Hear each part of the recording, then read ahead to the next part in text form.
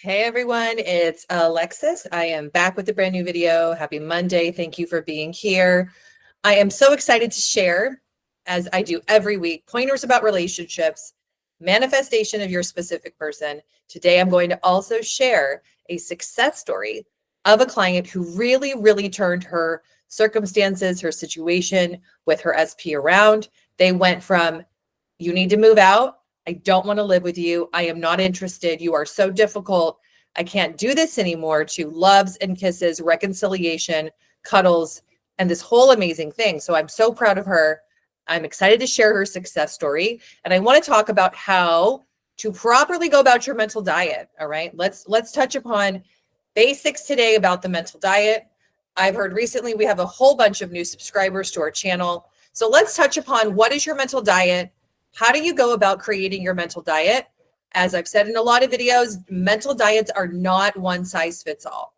So I intend to not share the intentions of this actual client because I want you to listen to her story and think about, how can I apply this to myself without copying and pasting and thinking, okay, what about me is causing my situation? Okay.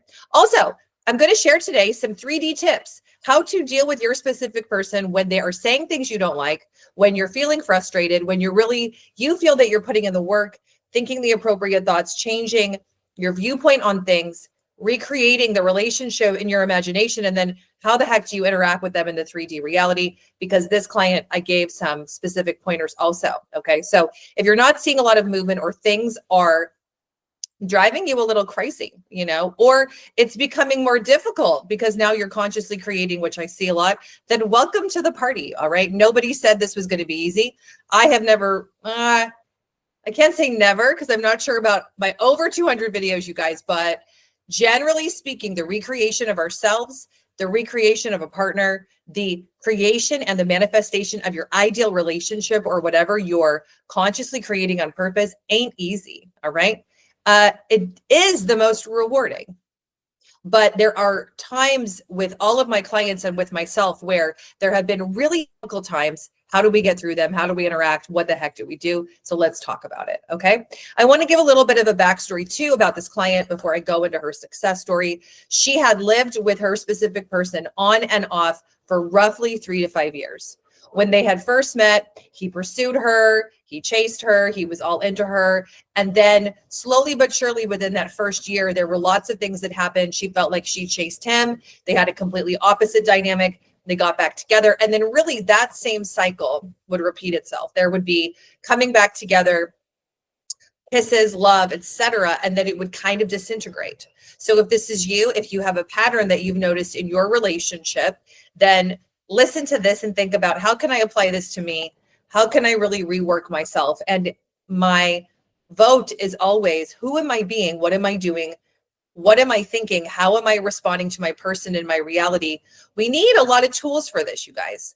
This doesn't just come down to, I'm going to ignore my 3D reality. Your 3D reality is a energetic representation of your inner thoughts and your inner choice. There's a lot of things that get thrown around on the internet, right, about this topic. Ignore your 3D reality. It doesn't matter. So just go with it and change the whole thing. Okay, well, that's all great. But if you happen to live with someone, right, that can lead you down a path of maybe being who you've always been, which is tolerating too much, people pleasing, not saying anything, not speaking up, and not having a voice. Just saying, it's an example. It can also lead you down to, hey, is this how I really want to create my reality? Like not saying anything, holding it all in, ignoring my reality because that's what I hear I'm supposed to do. And then I feel like I'm going a little crazy with him. Okay. My answer to all that, you guys, is you don't need to do that. You do need to understand that your 3D reality is representative of you and them and what you've created. It's already been created. So that's why it is said to ignore it, but it doesn't mean that we want to perpetually not interact with what's going on out there. You want to fine tune it, figure out who you are and how can you represent the you that you're becoming, the you that you're choosing to be, and interacting with the person. And this really applies, I would say, more specifically to if you are around your person a lot or if you live with the person. Okay. This is not me saying and giving you full reign to say whatever you want to say, do whatever you want to do, be what you want to be because it's my reality, it's your reality. Definitely not. Okay. What you do want to do is learn some tools and how to interact with the person and how to interact and not having to react to everything. Okay. Okay. Now back to her backstory. They had known each other. They had this on again, off again pattern. And then they had moved back in together. When she began coaching with me, they had been back living together for, let's see, like a year and a half. The same thing was beginning to happen, but thankfully she had found my YouTube videos. She had been watching me and she'd been applying some of the principles, but she really wanted some hand-holding and some encouragement, because recreating a person and recreating yourself in love and relationships is usually a really arduous task if you're doing it all on your own or you don't have a lot of support. Okay. I've had a lot of mentors and a lot of coaches in my history, especially before I ever became a coach. And even now, if there was something that would go wrong, I would probably reach out to a friend of mine who's also a coach that could give me a non-judgmental perspective. Okay. We tend to, when we're doing this on our own, we tend to overthink our thinking, not be on our side, and view things negatively, because that's how we've all been trained to think. That is a big mechanism of the mind. That is of the reptilian brain. That is the fight, flight, or freeze mechanism in the mind, the stress response, the cortisol, all of it that we are used to really activating on a daily basis with things that are really way outside of our SP. Okay. And then it gets applied to our relationships. By and large, most people in Western societies are leading fairly stressful lives these days, meaning it's a constant stressor. There's things going on that the body perceives as a stress zone. So then you get to consciously creating your relationship and you usually do the same thing. All right. So I spent a lot of time telling her, hey, we need to perceive this way. We need to think of this way. We need to also learn how to be in control of the mind and stop the thoughts. Now, if you are doing affirmations and you are engaging in a mental diet, but you're trying to stop yourself from thinking of the old story, that's also something you want to fine tune. And I want to give you guidance about, because you don't want to replay the past, but the past is coming up because you haven't yet reframed it. You want to reframe with your thoughts and your ideas and whatever happened way back then between the two of you. You want to reframe it and say, hey, like, A, this is what that meant. B, that is over. C, I'm going to stop thinking about it.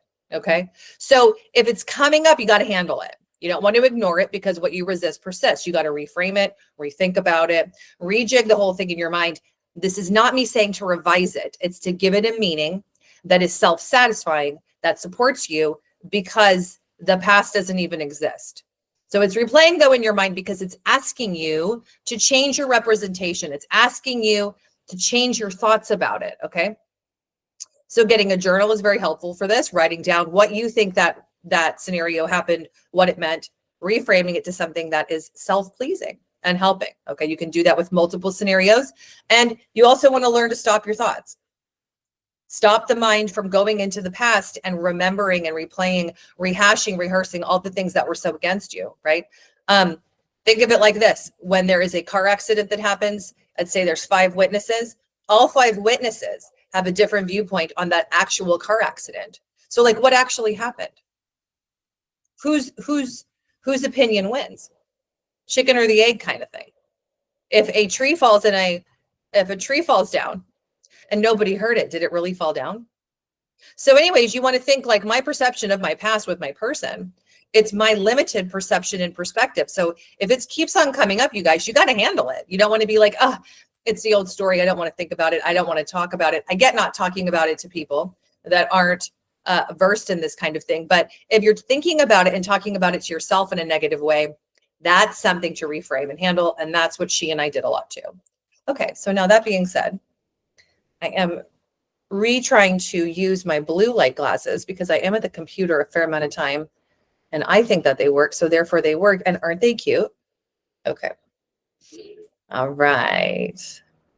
Hello, Alexis. Here I am. I am finally writing in my success story, and I'm so happy that that I am able to write this in and that you can tell everybody that I am finally one of your success stories, ! I still remember the day that you put the sticker on my notes when I said I wanted to be a success story. And here I am. And it's been 7 months later. I also want everyone to know that yes, it has been 7 months, but that if you are wondering about time and thinking that 7 months are so long, then you are really in for a wild ride in your own reality, because you better get ready for however long it takes to fix yourself and fix what happened with your person. Okay. These are her words, not mine. Okay. Just to give everybody some backstory, I had been with my person on and off for a number of years. We had lived together, not lived together, lived together, not lived together. It had always been topsy-turvy, up and down. But through Alexis's guidance about what to do and what not to do in my 3D reality, as well as what to say, what not to say to him in my 3D reality, as well as staying on track with myself, the recreation of myself that I was choosing to be, the recreation of him in the relationship, I can now say that we are finally at a place where I am able to be excited that we are back together better than ever. As you know, Alexis, there have been so many years that I had wanted to talk about having a family and talk about getting married, but he had always said he wasn't ready, and that would lead to the downfall of our relationship every time. Now, reading this, you might think that, oh, it's so easy because he and I got back together and broke up multiple times. Like it was always meant to be, but that was never how I saw it. It actually made it so difficult for me to view that I could have what I wanted here. And I felt like over the years, I was losing myself, losing sight of my dreams, and really losing sight of me. The process of including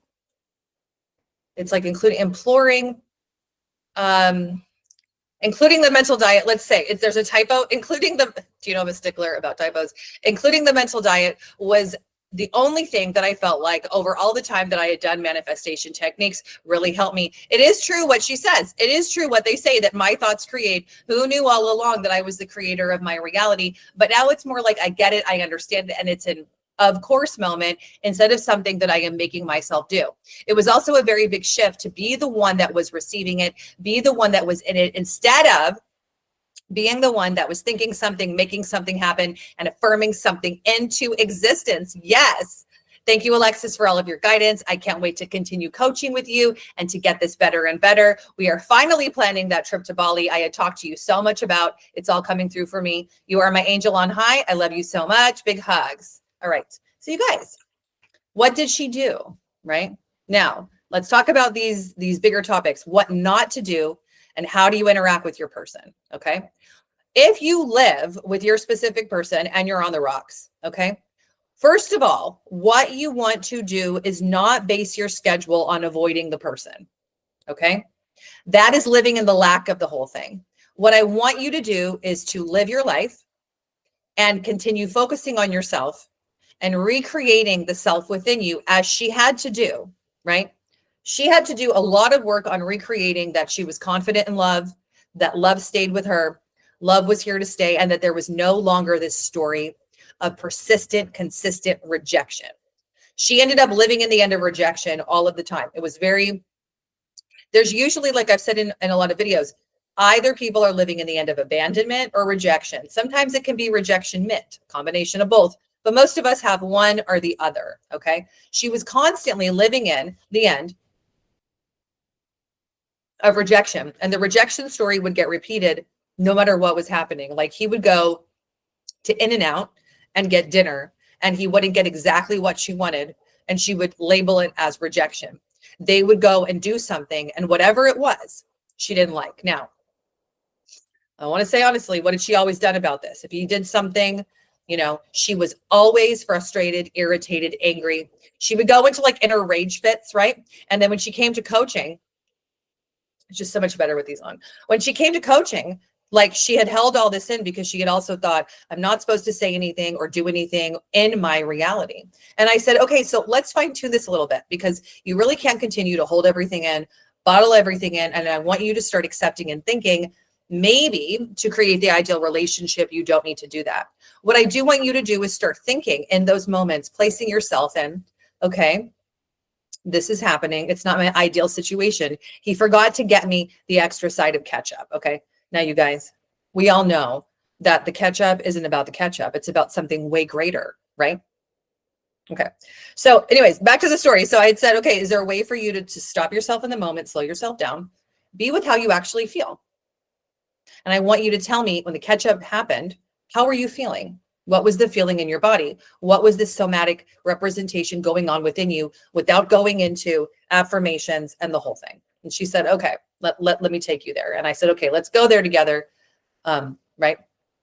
And she said, okay, so I actually felt kind of hurt and kind of sad that he, again, forgot the ketchup. And I said, okay, next time that you're with him and something happens, whenever it is, right, I want you just to communicate that. And she said, well, how do I do that? And I said, let's practice. I want you to listen to me and then repeat it. So we did this, right? My vote was to communicate, hey, I feel kind of like a little bit like my feelings are kind of hurt that I asked for ketchup. There's no ketchup. Like we don't have any ketchup at the house. Okay. Now this for her was magic, you guys, because it allowed us to see that she had never really actually with anybody. And this started way, way, way back when. And this is very common in today's cultures. She had never actually expressed what she was just feeling in the moment. And then she began to realize that she was super disconnected from herself and from the moment, just like living reality, being in the moment, experiencing it. And she was usually expressing and communicating things with him from the perception, the incorrect perception of rejection. I intend that all this makes sense. Okay. So we can all practice this instead of freaking out, blowing up. You want to be really clear with your feeling, whatever it is, anger, sadness, fear, hurt, betrayal. The thing I hear the most everybody wants to call their feelings is anxiety. Okay. Anxiety is real, but dig deeper. Ask yourself, what am I actually feeling? Okay. Now you want to communicate from the feeling and say, hey, this is just, it would be great. I feel my feelings are kind of hurt. Instead of going into a rage about it, this really helped her figure out how to interact with him and how to be herself, right? How to be communicating from the self-esteem, confident person within her that just experiences and expresses herself instead of let me be somebody else and let me say something else. Let me get so angry and label you from the past. Okay. This is really important when you're recreating your SP, you're recreating the relationship and you're recreating the dynamic, because you too have to also be open to new behaviors, new responses, new attitudes, and new ways of being. Because if you do not change, he or she is not going to change either, right? There's one specific client that I have had to tell so much recently, you have to change your behavior. You have to stop it. Okay. And this is for everybody. Like, just because it's your reality, it's a projection of you. I do not give you full reign to like do whatever you want to do, say whatever you want to say. Do you really think you came here to the human plane, like to earth, to do that? Like, just sounds very chaotic. No, we came here to experience and reclaim self-love, self-value, self-appreciation, self-acceptance. That's a big job when you come into the human body and the human experience that you have agreed to do, that you forgot that you agreed to do, but it's part of what you're here to do in your relationships and with your person. Okay. So really try to challenge yourself, be different, think different, act different, be you, right? Not the living in rejection you. The true authentic you is not living from rejection or abandonment. The true authentic you is a being. The true authentic you is an energy. So you've got to be living in the end of who you want to be. Living in the end of being confident, living in the end of being unconditionally loved is a very big deal for most of us. Most people that come to coaching with me never had unconditional love, never had a person or a partner that was there for them no matter what, didn't have family members, people, or maybe you did and now it replays in relationships. Everyone's different. These are just generalizations, okay? So this was a game changer for her. So I get asked this so much, right? How do I interact with them in the reality, right? I'm trying to ignore everything that they say, and it's not that either. You want to figure out a balance. There's a couple clients who I have told recently, take some space when they're doing something, saying something, or engaging in behavior you don't like, go into the bathroom, calm yourself down, do some deep breathing, get yourself centered and grounded in the moment and you, right? Remind yourself who you are. And then when you're there, work on your self-concept affirmations and who you're choosing him to be, right? Because the thing is this, the rejection story, it comes from you about you first, and then it writes over on him or them, and then the we thing, right? So we really have to be living in the end of the different you. And that takes a lot of fine tuning. It takes a lot of practice, takes a lot of persistence on the skill of in your human mind, in your human body, thinking, oh no, this is who I am, right? This is who I am. My perception of rejection was actually incorrect the whole time. That was just an idea that I had been told by society, or my friends told me, or my mom told me, or my dad told me, or my friends told me. And that was never actually happening anyways. I just took on that thought. So guess what? Now I'm going to be living in the end of me. Oh, you guys, I'm saying intentions here that were like what I told her. You can write them down if you want. Just make sure that these really apply to you. So it's like, no, that never applied to me anyways. That's not who I am. I am so loved. I am just me. Like, I'm great being me. I'm confident within myself about me. Like, actually, guess what? I'm having a really good time right now. I'm having a really good time in life. I'm having a really good day because I determine my good time and day and time in life. It's up to me. I am in full ownership of who I am because I am actually the creator of this whole experience. So guess what? I get to create right now. It's going my way. I get to create right now that it's all happening for me. I get to create right now that my thoughts create. So I'm thinking what I want starting now on purpose because I have to. You got to really kick yourself in the butt. Like I just said, that's got to be how your mental diet is. A lot of the time, most of the time, getting used to it, making breaks throughout the day to find your focus, find yourself, come back to your power with your thinking because your thoughts and that story that you're reciting about yourself within yourself and about yourself within yourself, about him, she, them, creates everything. And that's the answer to everything. This is, again, another video. It's the only video you need if you really put this into practice, right? But it's like, what are you thinking all the time? What are you thinking during the day?